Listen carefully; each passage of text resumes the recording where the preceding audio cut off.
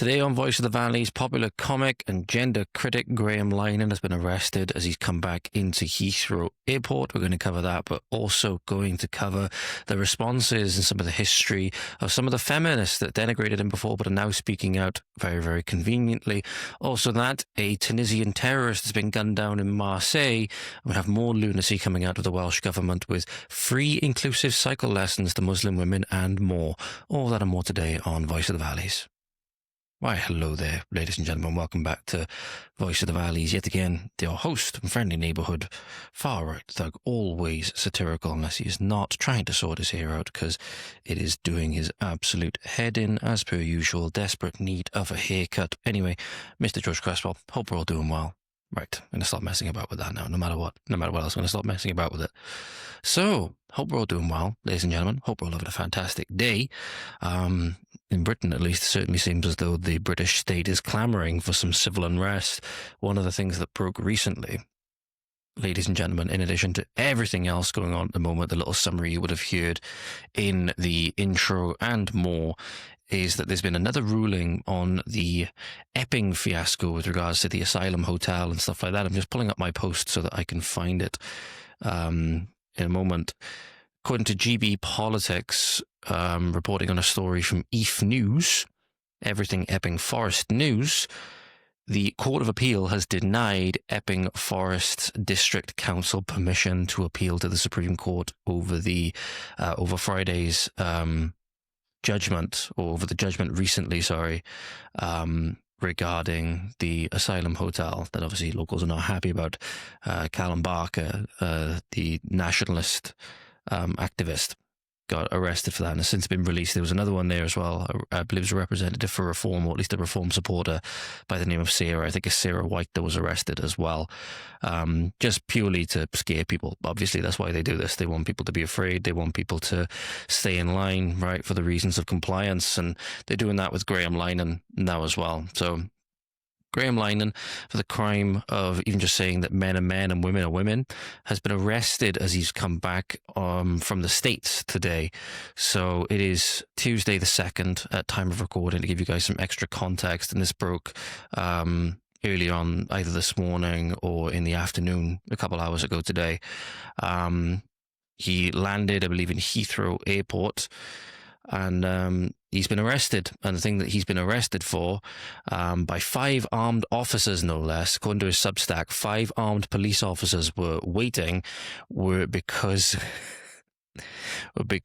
of tweets such as, if a trans-identified male is in a female-only space, he is committing a violent, abusive act, make a scene, call the cops, if all else fails, punch him in the balls. A photo you can smell, and I believe it's a bunch of the, I don't know, it looks like a bunch of Pride supporters at a Pride event. And he says, and another one there, he says, I hate them, misogynists and homophobes, fuck them. So he's been arrested by armed police, right? He's been arrested by armed police coming back into the UK for, dangerous tweets. And obviously this is just a show, again, it's another show of force by the establishment to enforce the religion of pride, the religion of LGBT, right? But also to make people scared of speaking out so that they'll stay in line, so that they'll silently comply and go along with it. Because that's what they really need to bring their plans into fruition, don't they? They need silent compliance. So if you are loud and if you are non-compliant, that is stuff that they really, really hate, and they cannot stand for that. So obviously Graham, having been on Joe Rogan, he's been on the Joe Rogan Experience. That was fairly recently. I think that was one of the things he went out to the States for. Now you have all manner of people now saying that, when is the US going to offer asylum to British citizens? And I would imagine that something like that is going to get brought up by Trump, maybe not in an official capacity, but maybe as a kind of a joke, on the international stage, to kind of humiliate our leaders that little bit more, having seen what's going on. We shouldn't be expecting anybody to come and save us at this point. But this is nuts. This is absolutely nuts. has actually, however, despite the fact that in many instances it's the supposed feminists that have got them into this problem, right, with how they vote and how they voted for a more welfare state, how they vote based on supposed empathy and compassion and all of these things, right, basically voted themselves into this problem. But then you did have J.K. Rowling, I believe, come out and actually say something about this, which is quite unusual. So not mistaken, because as I'll play you a video now, J.K. Rowling, I believe, had a chance to come out and speak about this before. And it's kind of telling how J.K. Rowling, I have not seen anything from J.K. Rowling, the supposed, feminist. We should always remember, ladies and gentlemen, that as much as we may be aligned on some of these issues, that if you're on the right side of the spectrum, you happen to align with some people on the left, such as the trans issue and stuff like that. These people are not necessarily your friends still. And J.K. Rowling is obviously still a lefty feminist to her core, right? But she, as far as I know, hasn't said anything that tells you a lot about how less than an hour ago she reposted from somebody who goes by the title pretty much of King's Council on Lesbian Feminist. Nothing about the young girls. Apparently, as far as I know, she said nothing about the young girls in Scotland, who many have tried to paint as the villains. I will not go along and paint those young girls as the villains from standing up to what was quite clearly a predatory adult male. Nothing in their defense, nothing in defense whatsoever, which is quite telling. It's quite telling indeed, in my opinion, about the kinds of characters that we're dealing with here, as much as we may be aligned on some things. But it's kind of fitting, kind of funny how when it's the transgender movement and when it's impacting herself in some way, what she perceives as women's rights or whatever, then she'll come out and say something. When it seems as before, when Graham was going through stuff with this before on other things, she then refused to come out and support him. So this is the video that somebody shared to highlight the hypocrisy in this way, which I think is important to go over as well. Given that J.K. Rowling is defending Graham Linehan now, it's a little bit rich of her to do so, given the fact that she never once acknowledged or helped him before, seemingly at least, because he's a man. Now, you may not like Graham Linehan as a person, right? There's somebody in the comments of this video thread on X, for example, saying that because he's plastered nationalists as racists for, half of his timeline, that he should be disregarded. But, being arrested, having your freedoms taken away unfairly is something in most respects we should all be against. And really, in many ways, if you're not, it's showing that you're a person that wants to use the same totalitarian state that you rally against when it's being used against you. You just want to use it for your own ends, which is what I see. Again, personally, looking towards the more extreme end of the other side of the spectrum. You have the very hard left, you have the very hard right, seemingly, and the number one thing that sort of joins them together, at least in my purview, is how they want to use the state. It's just for their own ends. They often want to use similar methods or the same methods. They just want to use them for different ends, and as a result, then different people will be benefiting, and different people will be on the receiving end of whatever persecution would come as a result of that. Right? Usually based on like ideological or racial or religious lines, those kinds of things, right? But again, I see that the methods between the two are very, very similar. And that's what sort of gets me from going too far in one way, too far the other. I know on many issues I come across as quite extreme to the trans issue, gender ideology, what can only be termed as the great replacement and stuff like that now. But I'm always trying in the back of my mind to try and not fall into the extreme on the other side as well, which is very, very easy to get into in many ways. If you just look at some of the things that I say on X, for example, and just some of the isolated things that I've shared in the past and reposted and stuff like that, a lot of times I get quite angry, as you know, and quite emotional. So, it's difficult to sometimes keep yourself from sliding into that. And that's why I think open dialogue between a lot of people, that there was a recent thing that erupted on X today where Nick Tanconi was blasting quote-unquote ethno-nationalists as not real nationalists or Nazis, etc. And Steve Law's one of the people that is quite prominent on the right as well, as an ethno-nationalist or an ethnat, whatever term you want to use, right? And said, look, why don't you have a space with me? Let's talk this out.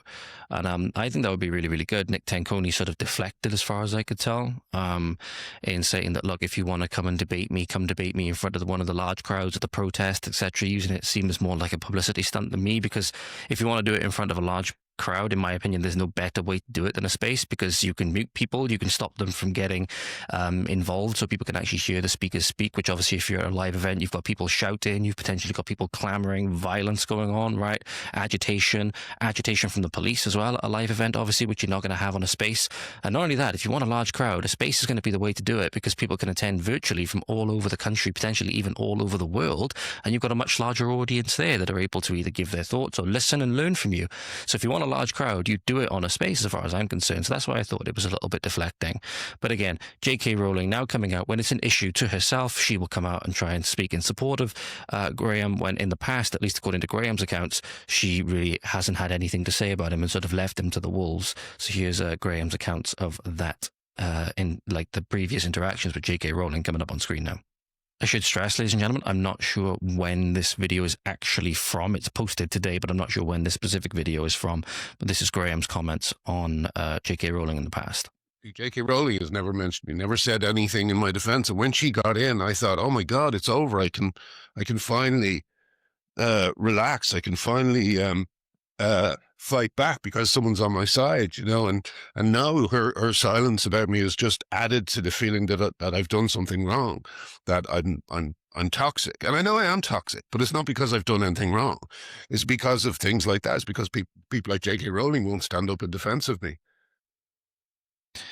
So there you go. Again, seemingly again, J.K. Rowling's largely quite seemingly lefty, liberal, feminist sentiments getting in the way of supporting somebody that was trying to stand up for them, because Graham has been very vocal, for example, especially in support of like trans exclusionary radical feminists, as they're known, or TERFs as they're known, right? So again, he lost everything, was cancelled because of his stance on the trans issue. And back then, it seemed, until I think J.K. Rowling didn't really say anything about it until she had people turn on her, right? She had Daniel Radcliffe and Emma Watson and all the loonies there from Harry Potter turn on her and call her all the names under the sun and try and cancel her, right? That was when she seemed, as far as I'm aware, that she decided to really go all in on it. But people were trying to hold the line long before that.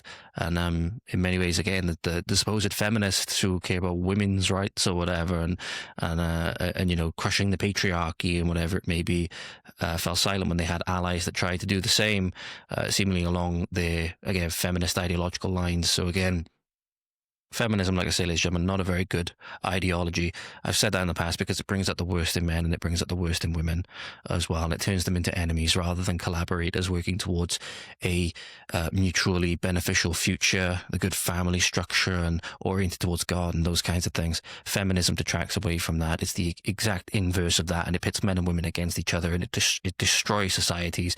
It destroys societies because it destroys the very bedrock of them, which is the family structure. So that's why, again, although we may be, and this sentiment was echoed a lot in my conversation with James Esses as well, which I think politically we might disagree on quite a few things, right?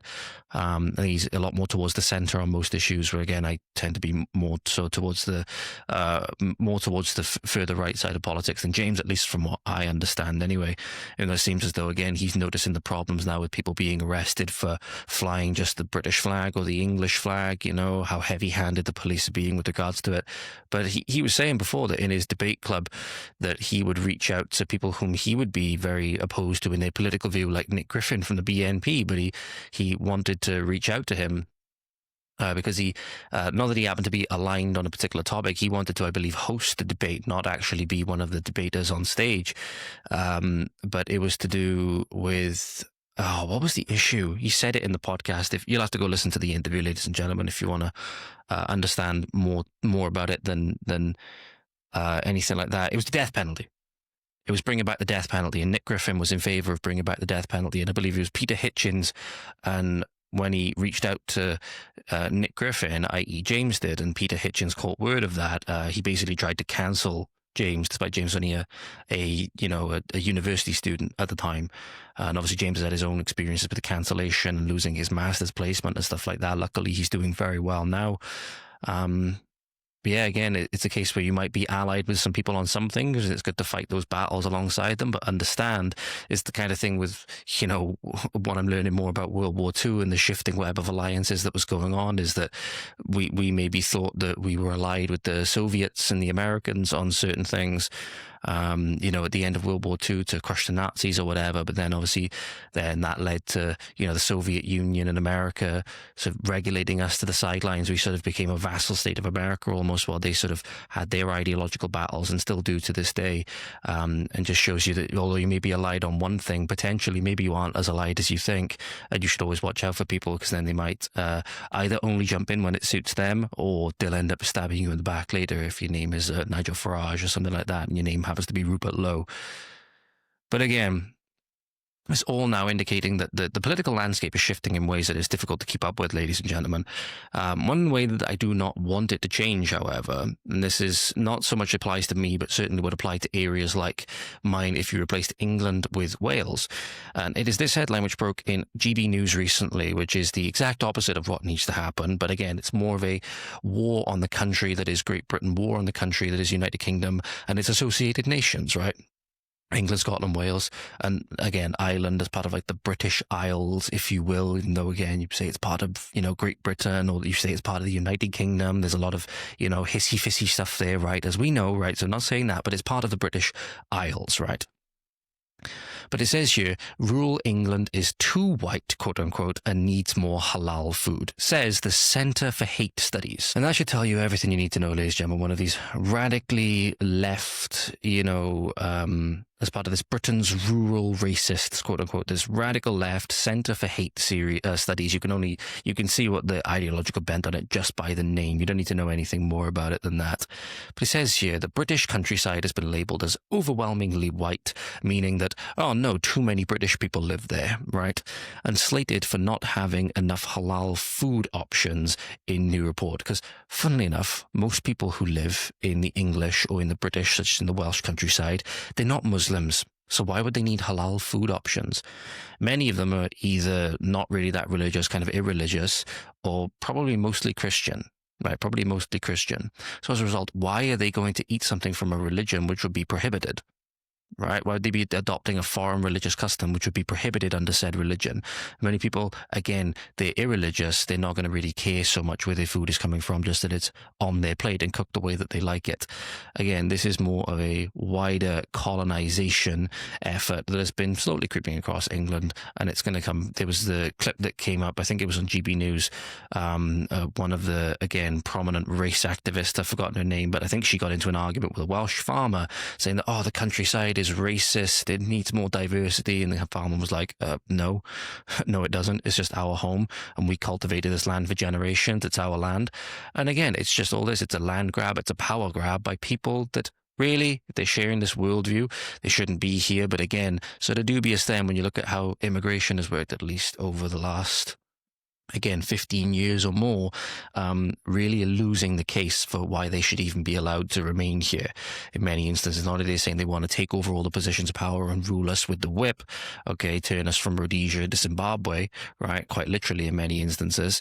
But they're, again, saying that we're bad persons if we object to that. And again, they're not only losing the claim based on what they want to do, but they're losing the claim based on that, do they really have any right to be here in the first place? In many ways, I would argue no. In many ways, I would argue no. And again, of course, it's coming up from one of these hyper-woke liberal University of Leicester Centre for Hate Studies. We now have studies into hate as if hate can be classified as an objective thing, right? So you have physiology studies, you have biology studies, you have astrophysics studies, all of these things that study a particular domain. But now they're trying to make it so that you can study something like hate, right? Hate, which is this nebulous concept because, again, it depends on the individual. It's a subjective thing, right? Because different people hate different things for different reasons, so it cannot be an objective thing, so you cannot really study it in an objective manner. And this is where all your taxpayer money is going, funding these public education institutions, ladies and gentlemen, which is why you should think, as the residents of Epping are doing, about not paying certain taxes where possible. The residents of Epping, in response to the court decision to force them to accept these foreign invaders back into the Vale Hotel, have vowed not to pay their council tax, which I 110% fully support them doing. And apparently this The University of Leicester Centre for Hate Studies has highlighted a number of challenges faced by those from ethnic minority backgrounds in the countryside. Yeah, they're facing challenges for the way the countryside works, not really providing a good case for integration and assimilation, is it? If the countryside then needs to change to fit them, well, they're not doing a very good job of fitting into the culture that we supposedly, again, should be welcoming them into. So again, but by definition, if they're coming in and changing the way that something works, they're not assimilating it, they're taking it over. So again, why should we be making these accommodations in what is our land and our home, and is the only home that we have and likely will ever have with the collapse of the empire, right? Obviously. Rural Britain's, quote, overwhelming, unquote, whiteness causes, quote, discomfort and a psychological burden to people from different minority groups trying to navigate, quote, unquote, white spaces, the report claims. I would argue that even if you were to talk to a lot of these people, especially, people of different descent that are more conservative in the way that they think, they probably think that these people are chatting nonsense, because this is pure white savior nonsense coming from the very woke liberal establishment lines, basically.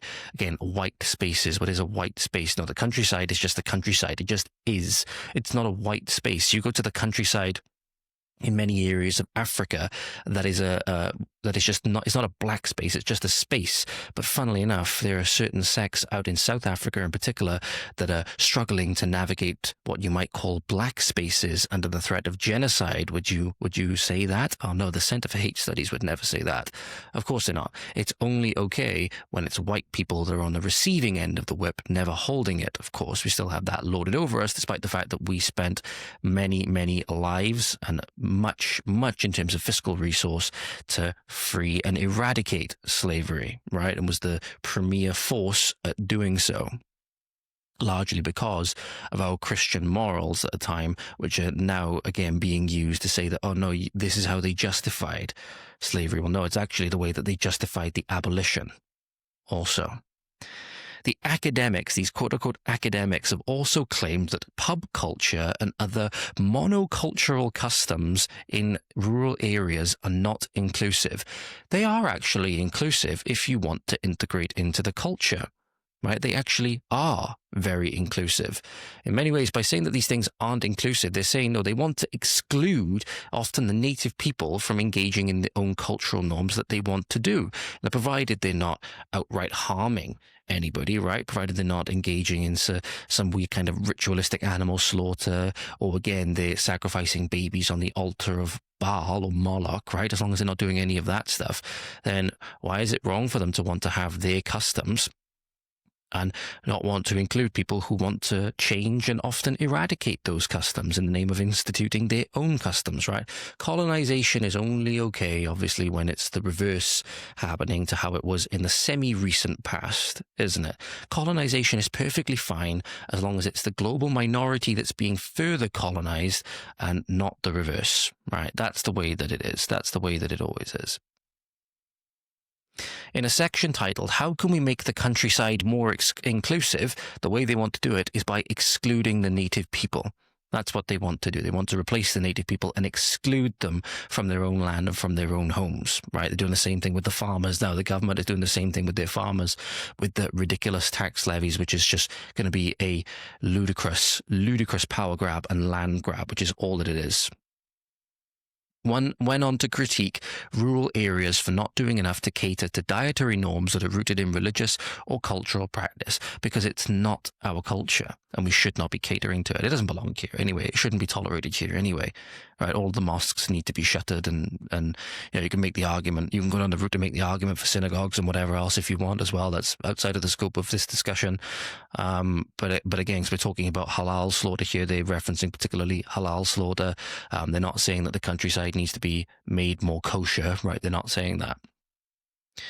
But I would argue personally that Islam is a far greater threat than any form of Judaism, personally, based on what I know. There's other people that obviously have different opinions from that, and if you happen to have a different opinion from that and want to leave it in the comments for me to have a look at, please do. But again, why should we be changing our practices for foreign customs, foreign religions, and foreign people? We shouldn't. That's correct. But again, this is the drive to make everything more inclusive is designed to only do one thing, and it's designed to exclude the native people. Especially when, ladies and gentlemen, this might be the Centre for Hate Studies, this might be an example of one of the things that they are on about. They might be advocating, for example, more halal butchers or halal slaughter in the countryside, maybe in some of the rural towns like mine, right? However, this might be important for you to listen to, ladies and gentlemen, because someone's apparently put up on X, and I'll play the video for you in a moment, that two men who run a halal butchers, and we've talked about halal butchers before. Somebody actually left a comment on one of my talks about the Malik butchers. Apparently they go into it might have been Malik butchers in particular, because apparently they don't good meat and stuff like that. Well, they might be the exception in this instance, because two quote-unquote men who run a halal butchers have now been sent to jail for selling meat meant for pets to humans in the butchers. And the good person rightfully asked the question, I wonder how many more halal butchers do this. So this is the video in question for you, coming on screen in a moment, ladies and gentlemen. Two men have now been jailed for their roles in a startling conspiracy, selling meat originally meant for pet food, yes, including lamb's testicles, to unsuspecting customers. At the center of the scheme was 63-year-old Anthony Fear, who ran a company that supplied meat not fit for human consumption. He sold it to 40-year-old Azar Ishrad, who operated a cutting room down in South London. What was happening? Well, meat that should have been tossed out or used for pets, things like whole chickens and yes, those lamb's testicles, was instead being prepared as if it were normal meat for people to buy and eat. Back in 2020, residents living near a shop on Walworth Road, that's in SE17, started complaining about a terrible smell of rotting meat coming from what they called a disgustingly... Two men have now been jailed for... Sorry, ladies and gentlemen, you might have seen a short jump cut there because I realised I was talking and I forgot to unmute my mic. So, as I was saying, so you have there, allegedly, these two men have now been sent to jail for selling lamb's testicles and meat that was only fit for stuff like pets to the wider populace. And the thing I hate about when people post these videos, right, it's important to talk about, but the thing I hate when people post these videos is they don't put then the link to anything else to read about it, whether it be a news article or whether it be a police report or something like that, to further substantiate it, right? I only have the video to go off of. But really, does this surprise me? No. No, because if you look at some of the other areas of the world where these people are from that run these butchers, they're not exactly known for being very sanitary. They're not exactly known for their food standards agencies and stuff like that, right? So again, does it surprise me? No. And especially when they understand that it's possible that a lot of especially the hyper empathetic libs are going to be coming in. They're not Muslims themselves, but they want to appear like they trying to go with the inclusivity and diversity, supporting the religion, right? So they'll come in, they might buy meat from a halal butcher. Are they really going to care that it was meant for meat and it gets sold to somebody who they see as kafir? No, of course not. So this is not surprising whatsoever. It's just, again, support your local unless it's one of these guys, and we stop supporting them. Again, this is a large thing that happens. We've done it with big supermarkets, if they support like woke agendas and stuff like that. The only time they're going to listen is when people start voting with their wallets, voting with their money. When they start hurting their bottom line, that's the only time they're going to take notice, because that's when they're only going to get a signal then that people are not happy and it's something they're willing to die on. It's something they're willing to win the fiscal battle over. Then companies there to make money, supermarkets there to make money, whatever is there selling you something, either a service or an object, whatever it may be, for your money. They're there for your money. They're not there for your goodwill or anything like that. So it's only when they feel it in their bottom line, right? It's only when people make their voices heard with voting with their wallets that then the company's going to feel the pinch and actual change is going to come. So if you're gonna stand against this, it needs to be voting with the wallet, and that is largely going to come as well from again, in many areas that's not going to work because they've been outright ethnically cleansed in many ways. So again, in many areas where this might be quite small, you can probably snuff it out by not going there if you already are. Hope the situation doesn't get any bigger than what it actually is, but you might want to, again, think about this. If you have a lot of foreign takeaways in your town, if you have a lot of things like this, it's a good chance you might not be getting things that are fit for your consumption, and you should just have a little bit of suspicion about it. Should have a little bit of suspicion about it as well when, again, the colonizing forces now try to make the effort to appease the situation because they know the way that the tide is turning. I'm not going to say that everything associated with the way that the tide is turning is good, but at the end of the day, the way things are going, things in this country are going so drastically downhill, so fast, so extreme, that we do have to be careful in some ways. If you see the way that the political tide is turning now, there was the instance where the chief speaker of the Nationalist Socialist Network in Australia, Thomas Sowell, got up and gave a speech recently at a rally. I don't think he was actually meant to be there, but he did give up and speak. A lot of the things he was saying, the Australians, they're waving the flags, were cheering him on. And in fact, there was one video which, again, things like this, they resonate with a lot of people, even if you might disagree with the politics of the people involved. It's only a short video, which I'll bring up on screen for you now, ladies and gentlemen. He was quoted as saying that basically Australia has become a dumping ground for the world, and we've become a halfway house for the rest of the world, I believe is the term that he used. So here's the video in question that I'm referring to, if I can bring it up, if I can play it now. Here we go. So the video, we'll bring the video up on screen for you in a moment, ladies and gentlemen. I'm just getting it ready. Speaking about immigration, whether you agree with the sentiments of true National Socialism or anything like that, again, I think you only have to have a cursory look in history to understand that.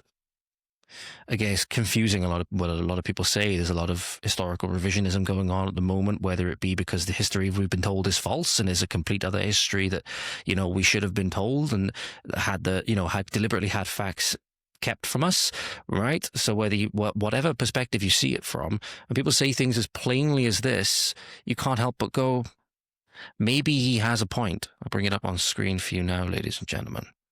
Video coming on screen now. Let's stop immigration so we can create a nation. We don't have a nation at the moment. We've got a halfway house for the world. We need to be a nation. Our people, Australians, we're a nation. We're a folk. And we need to keep it that way. So the last thing he said, I cut the transition a little bit earlier, but he just says, again, we're a nation. He even used the term, we're a folk, right? And, but at the end of the day, when you wage war on people and you show that you're going to weaponize everything against them, you're going to weaponize even their own empathy and their own people against them, turn them with, socialist propaganda, do everything against what the Democratic voters stood for, everything they voted for, you're going to do the exact opposite. You don't blame people then for getting more and more extreme and rallying behind people like this, even if you don't agree with them. You should keep a watch out for things like this, though, ladies and gentlemen. When, again, the forces that were, working towards your suppression and working towards your imprisonment then try to turn it round, right? Such as people have rightfully pointed out, in my opinion, that now there's a lot of seeing the way that the political landscape is shifting, seeing that more and more people are waking up to what's going on and seeing the dangers of Islam, seeing the dangers of immigration, all of these things, right? People are now trying to be like, no, we've always supported this, and are now doing things like hanging the British flag outside mosques, right? Which, if this had never happened, if we just stayed asleep, if people had just stayed asleep and people hadn't committed to the truth, and you have people talking about rape gangs, you have people talking about what Islam actually teaches, all of these things. If you had Elon Musk, if you still had the Jack Dorsey areas of Twitter, Jack Dorsey era of Twitter, you probably wouldn't have seen anything like this. This never would have happened. Let's make no mistake about it. This never would have happened because these people are more loyal to their own people than they are to anything like the nation or anything like that. So again, it's like this. Muslims will be more loyal to their fellow Muslims than they will be to anyone else, right? There'll be, again, the natural tribal instinct of humans. Typically, it'll be religion first or people first, and either those two will be at the top: religion, then people, and then obviously then you have your nation, because the nation is just who the people make it up, right? If you were to get rid of all of the Welsh, Scottish, and English people and just replace them with Indians and Africans, you wouldn't have Britain anymore, because all the British people have gone. It'd be the same landmass, but the country would be completely different. You wouldn't know it as Great Britain because it would have nothing to do with the culture and the people that came before.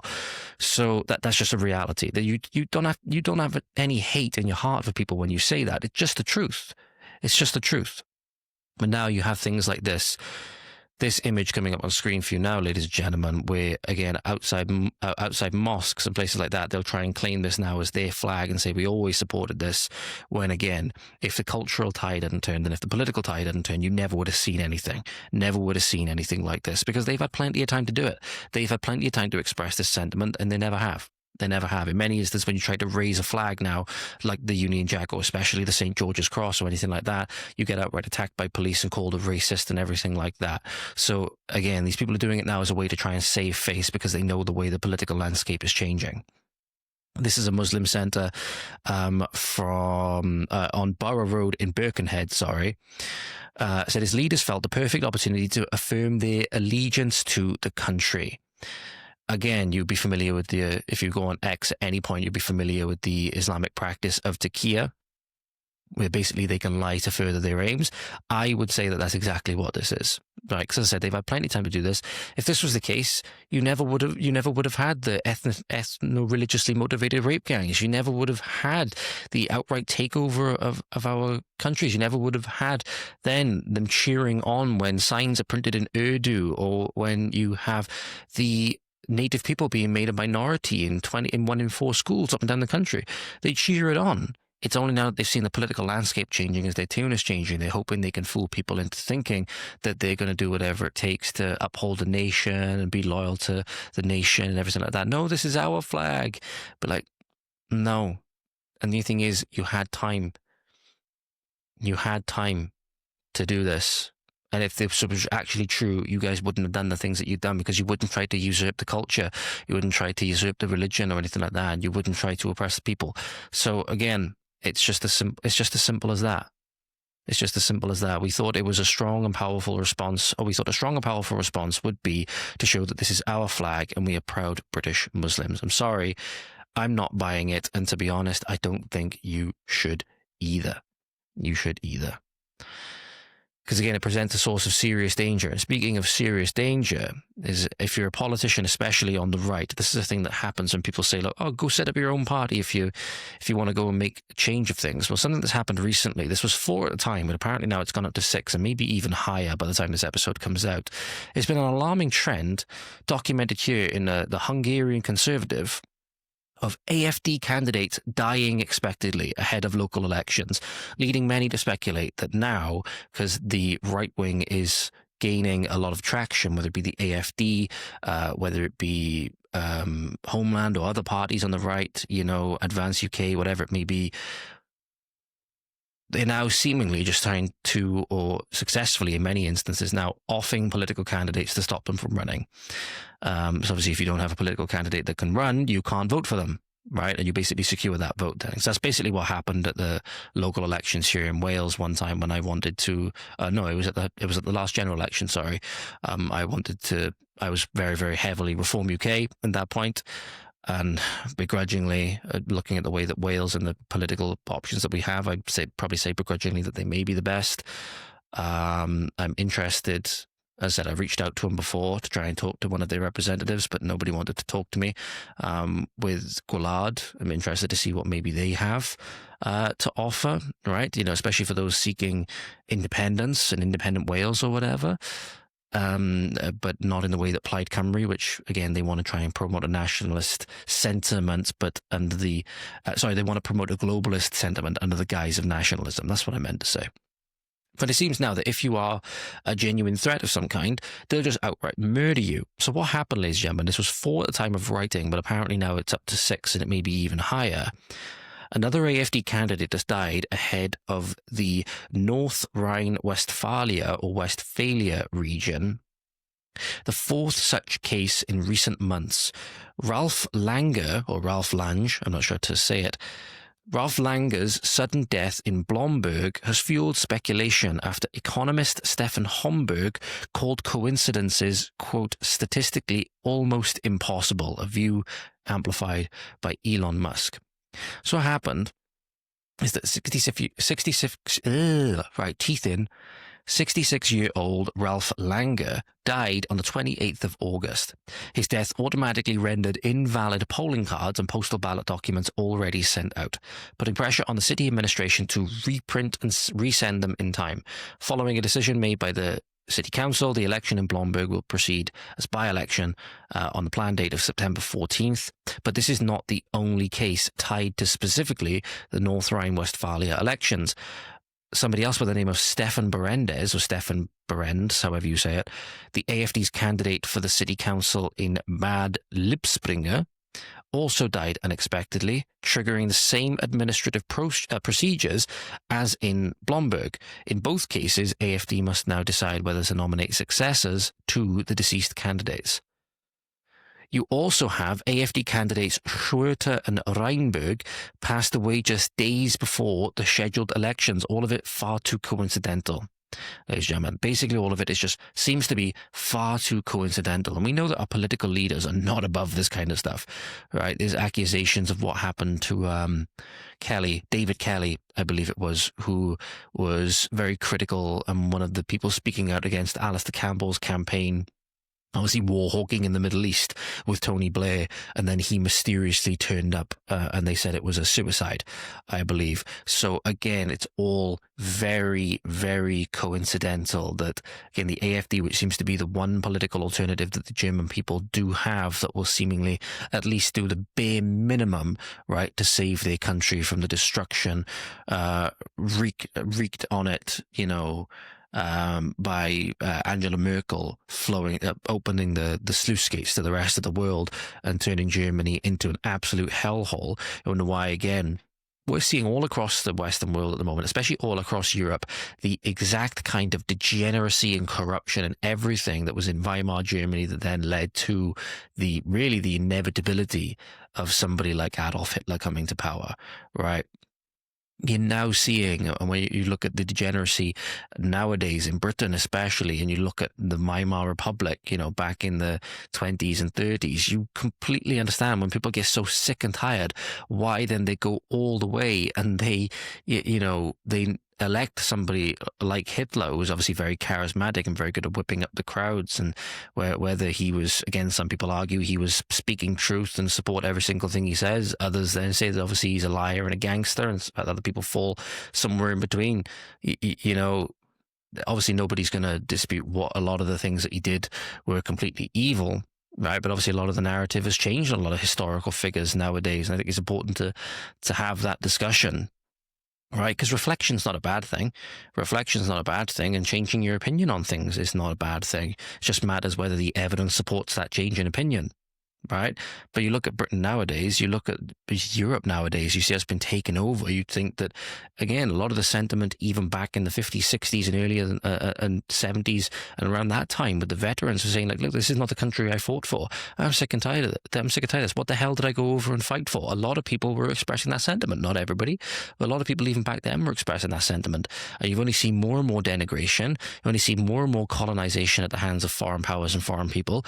It's very easy to see. And obviously, the state have fueled all kinds of degeneracy and pumped taxpayer money and imprisoned people that want to have any kind of conservative or nationalist principle.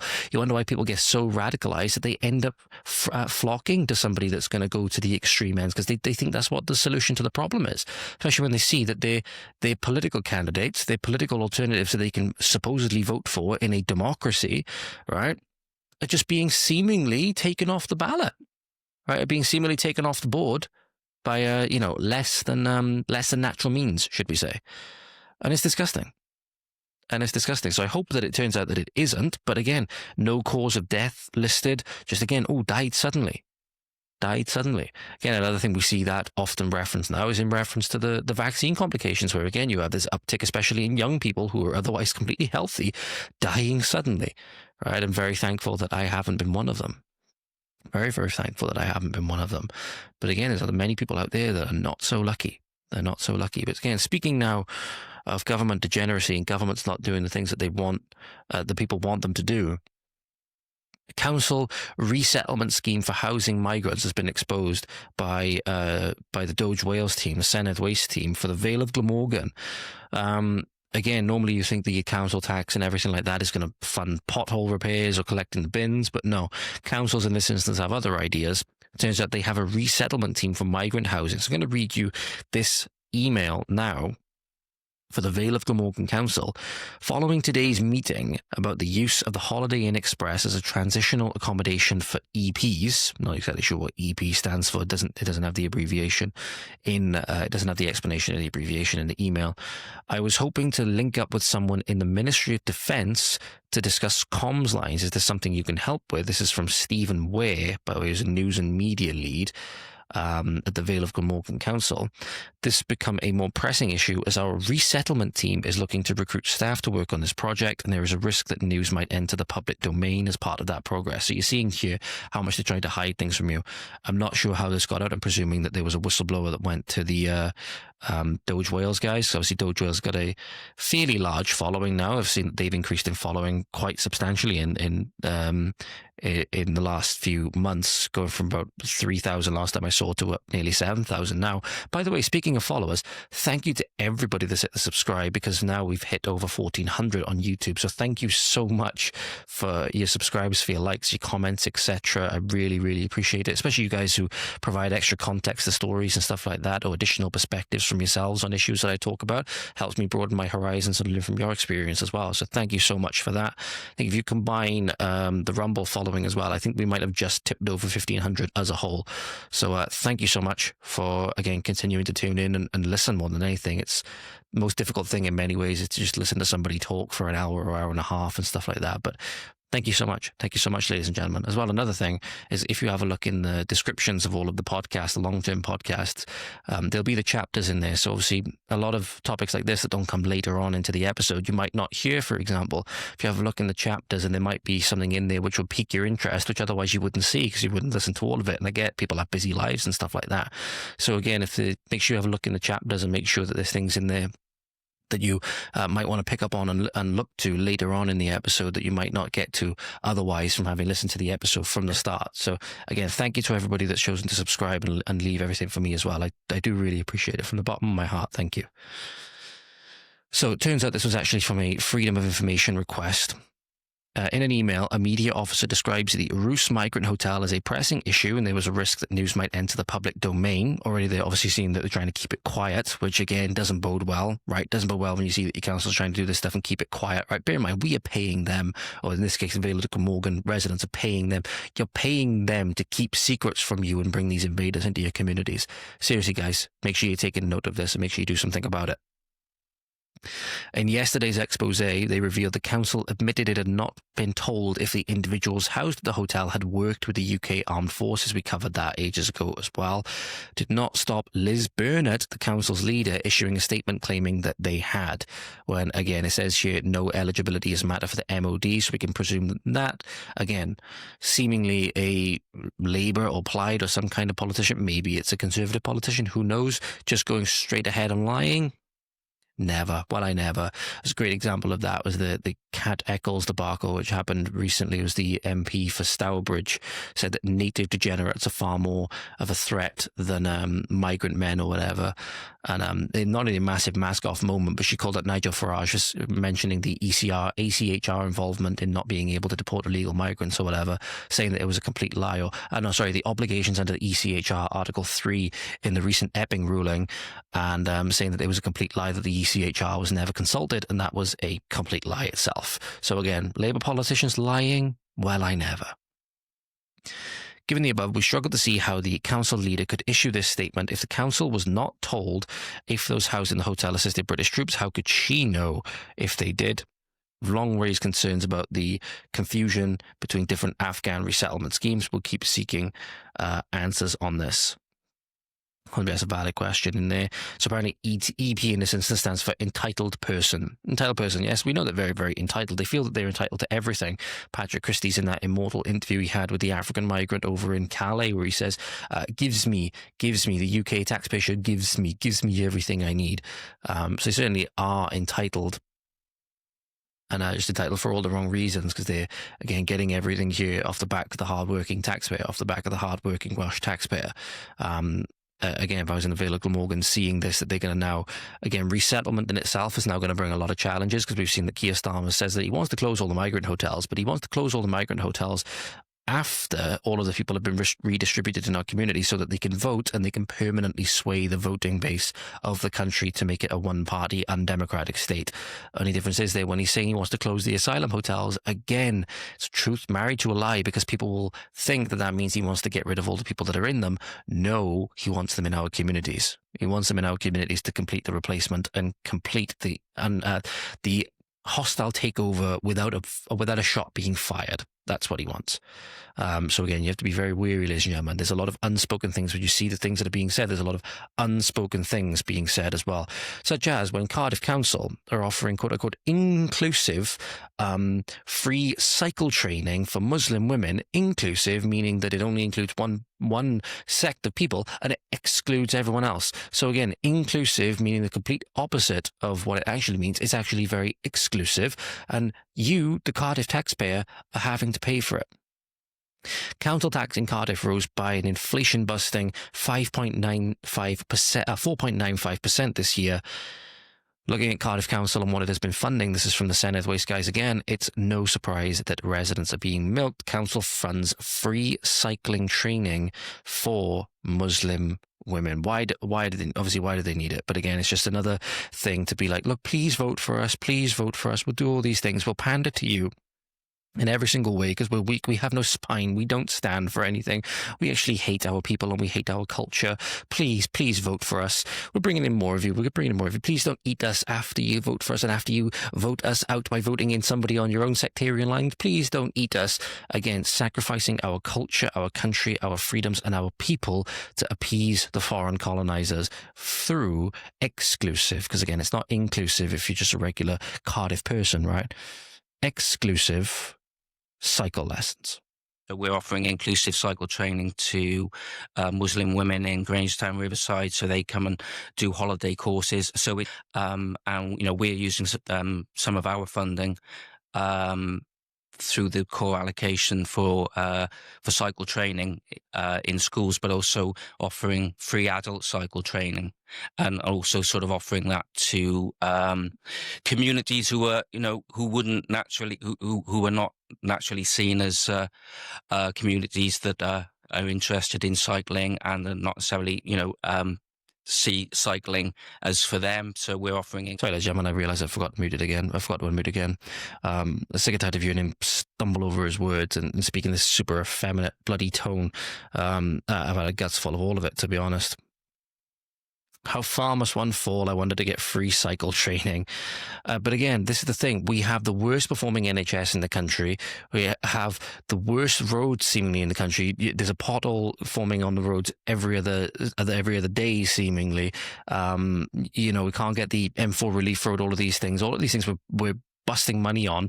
Everything's getting more and more expensive. Energy bills, food, etc. Everything's going up. Nothing's getting better. But yet, of course, they have to bend over backwards to give free cycling training to Muslims.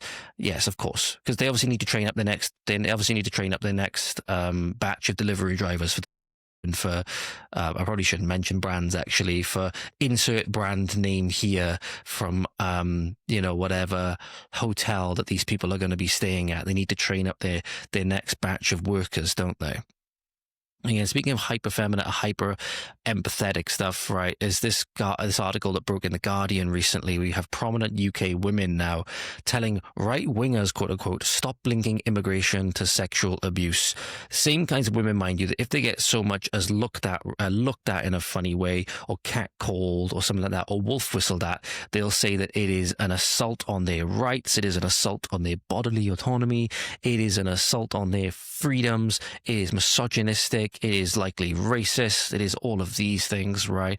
But then they'll stop linking it to immigration when it comes to, again, they said nothing about the rape gangs, they said nothing about the asylum seekers that are doing heinous things in, terrifying women in flat residences, and obviously the police will go arrest the woman defending their mother, their immunocompromised mother. Shouldn't surprise you that Zara Satsuma's on the list. Says your exclusive letter says politicians are exploiting violence against women to quote-unquote fuel hate and division. Prominent women, including cultural figures, politicians and campaigners, have signed a letter criticising right-wing attempts to link sexual violence in Britain to asylum seekers, criticising attempts to say the truth. So Paloma Faith, Zara Satsuma, proper name is Zara Sultana, again, Charlotte Church, Diane Abbott, Anushka Shankar and Shami Chakrabarti form this open letter, right? We reject the far right's racist lies about quote-unquote protecting women and girls. They are not defenders of women. They exploit violence against women to fuel hate and division. Again, they accuse the right-wingers of doing the exact same thing, which they are doing, which is claiming to speak for all women or claiming to speak for everybody that has a voice on this issue or anybody that's been affected by sexual violence, because there are plenty of other women on the right.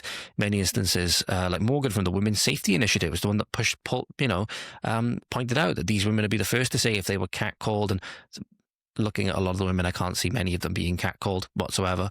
But if they were to be catcalled, or if they were to be wolf whistled at, or anything like that, if they were to even potentially be looked at as they walk down the street, they would accuse it of being a sexist, misogynistic attack on their bodily autonomy and all these things by disgusting men and everything like that. But obviously, they got to protect their precious narratives of diversity and multiculturalism. So you cannot get to something like immigration and illegal immigration, despite there's copious evidence to suggest. Now, there's literally a case popping up pretty much on X every single day of another quote-unquote asylum seeker or another quote-unquote cultural enricher that's doing some heinous crime to a woman, usually of native descent, as we've seen with the rape gangs, for example, and the ethnographic makeup of the victims of the rape gangs, for example. But again, these people, they're saying that the rape gangs are just a racist conspiracy. A lot of these people were saying. Naz Shah, obviously not a signatory to this letter, but again, she was one that's liked and reposted something that said these girls need to shut up for the sake of diversity. And that's basically what they're doing here. They're telling victims of sexual violence that they need to shut up for the sake of the narrative, shut up for the sake of diversity and multiculturalism, and not say anything about their perpetrators or anything like that, despite the fact that it's becoming a growing pattern of things. Bear in mind, the people that do this, the women that do this, they only embolden the attackers more and more. They only embolden the attackers more and more, because these people will be the same people that if then a man was to intervene in it, well, then they would be the first to criticize him, right? They'd be the first to criticize him, especially if it was a non-native person trying to attack a woman, for example, and it was a native man that intervened to stop it, say that it was racist, it was a white supremacy kind of thing, right? That's exactly what they come out and say. All of the different isms and phobes that they would come out and say, systemic oppression and white supremacy. And they're only going to make those men that would otherwise defend the women not want to defend them because they know they're going to turn out like Daniel Penny. But not only that, you're going to remove the defenses of women, and then you're going to embolden the attackers against them. So again, these women in particular,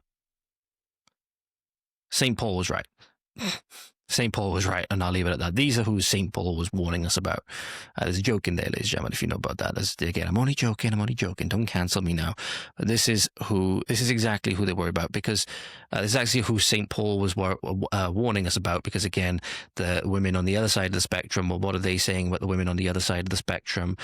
Or again, the women that note the turn on Vaush, the streamer Vaush, was was truly amazing when there was women recounting their rape stories when they were raped as part of a video series for something, and Vaush was streaming it and giving his reaction to it.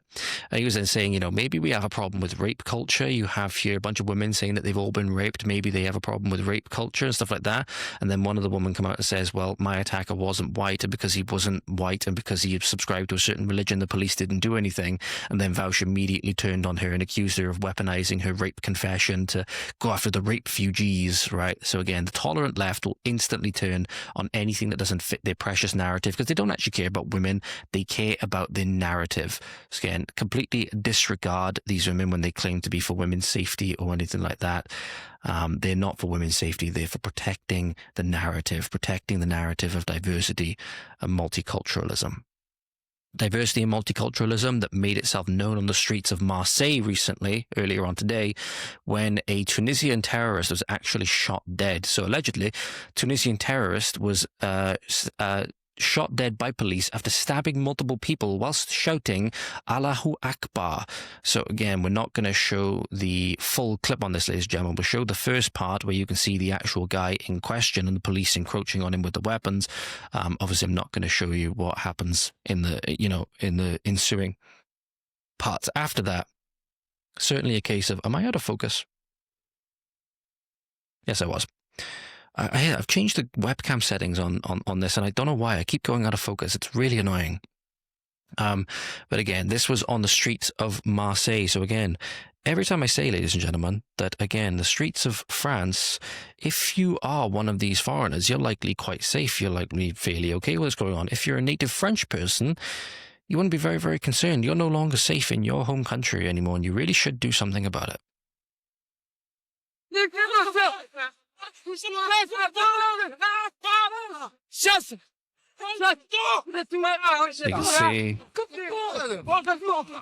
So you can see they're encroaching on him. He has a knife, I believe. And there we go. So we just cut away from there because obviously that's where the shots get fired. So you might have seen a slight cut before that, ladies and gentlemen, because obviously I don't want to get this video taken down from YouTube, obviously. But that's where then this would-be jihadi met his end, and thankfully so.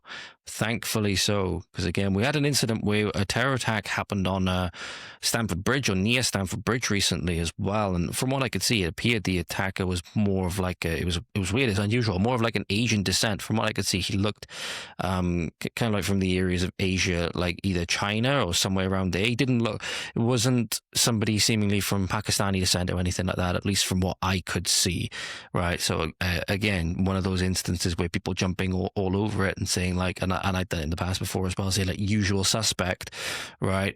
In that instance, kind of maybe not an unusual, not a usual suspect, sorry, but in that instance, again, somebody who was seemingly at the very, very least, not a native person. Obviously, what incentive the natives have to do this, right? But again, this is the fruits of diversity. This is the narrative they're trying to protect. It shouldn't surprise you, ladies and gentlemen, the more we've worshipped the idols of diversity and multiculturalism, the more our communities, the more our cities, the more our countries have turned out exactly like this, and the more danger that we're in. Because funnily enough, biggest lie was that people don't all think the same, and people don't all have the same objectives and stuff like that in mind, because they don't. People have different objectives based on the religion that they follow. People have different objectives based on whether they perceive their race as the superior race and whatever else it may be, right? People have their objectives just based on what they want to do with their business or whatever, you know? All of these different things, people operate on different moral codes. Some people operate on consistent, or rather, collective moral codes, like some kind of religion, right? And others just go off on their own way and do their own thing. But to think that we all think the same, and to think that, more so to think that everybody thinks the same as you, right? That you're the moral authority and you're the arbiter in your own mind, whether you perceive it this way or not. You're the oracle, and instantly you just know that everybody thinks the same as you, right? Is very, very naive. Very, very naive.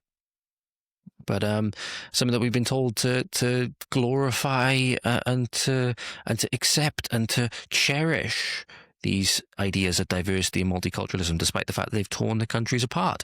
And one of the biggest ones that have been, again, causing a lot of people to, in many ways, turn away from the faith in some ways, but also, again, with Gen Z in particular, they are doing a massive faith resurgence, right? I think a lot of them, once they see things like this, are going to be turning the way more of, like especially with Christianity, going to be more of the way of Orthodox Christianity rather than Catholicism, because the last two popes especially, and even popes potentially even before that, have been very up on this diversity narrative, and really in many people's eyes, I have to look at, I don't think he's a deacon anymore. I think he might have actually left the church now. Nick Donnelly was very open in critiquing, he wouldn't even call, obviously, Pope Francis, he would call him Bergoglio. I think that's what you might call a sedevacantist, I think is the term that you would use to describe that.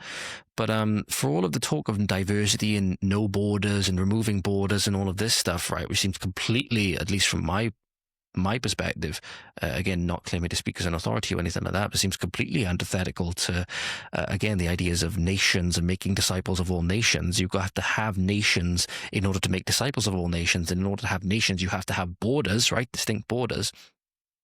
But notice the Pope will say this all from the relative safety of the Vatican, but even then he might not be safe anymore, because now we have, outside of the Vatican allegedly, with 60 mosques in Rome, they choose to pray near the headquarters of the Catholic Church.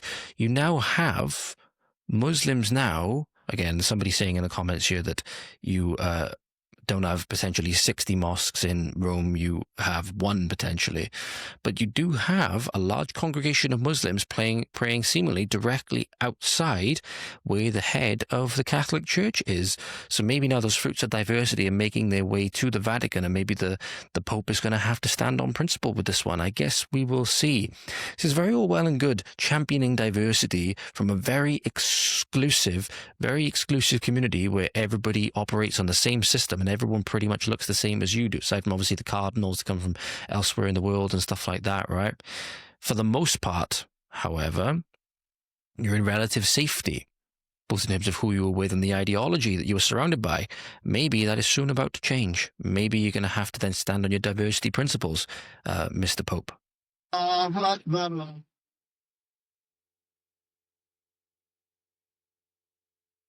Allahu Akbar.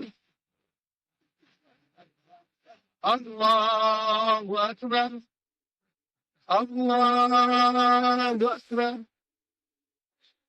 Allah.